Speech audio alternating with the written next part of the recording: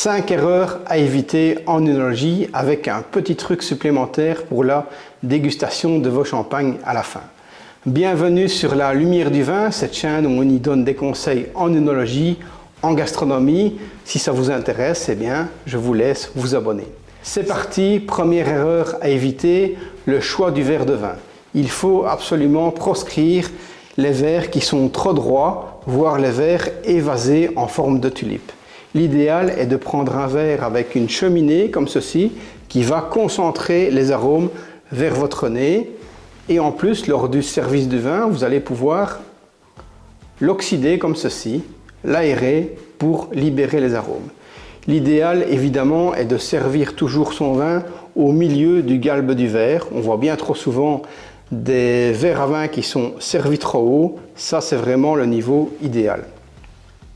N'oublions pas, ce qui est important, c'est toujours la proportion de vin par rapport à la taille du verre. Ici, vous avez une carafe qui contient une bouteille entière de 75 centilitres et vous avez 2 verres de vin différents.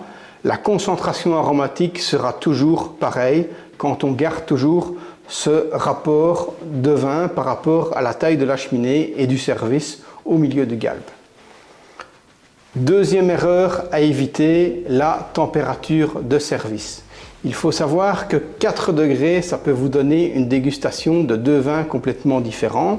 Si vous servez le vin un petit peu trop frais, eh bien vous allez perdre en aromatique et sur les vins rouges, ça va surtout raffermir les tanins, ce qu'on souhaite souvent rarement.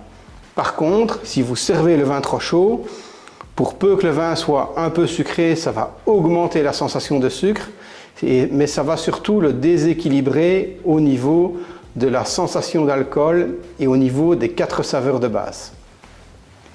Erreur numéro 3 à éviter, commencer un repas avec un vin sucré. N'oublions pas que le sucre est un coupe-faim.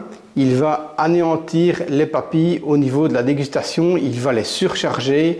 Ça va être d'autant plus compliqué si vous passez par la suite à un vin blanc sec sur une belle entrée, voire un vin rouge sur votre plat.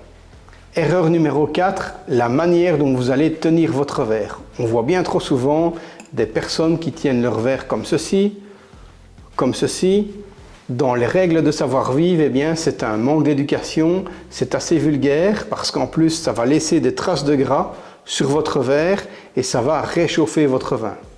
Vous avez une jambe, un pied, c'est bien plus élégant de tenir votre verre comme ceci. Erreur numéro 5, évitez de trop vous parfumer, de mettre des rouges à lèvres qui vont laisser des traces sur les verres. N'oublions pas que le vin est une éponge à odeur. Faites une fois l'exercice, vous prenez un citron, vous le coupez juste à côté de votre verre de vin, et bien dans la seconde qui suit, votre vin va sentir le citron.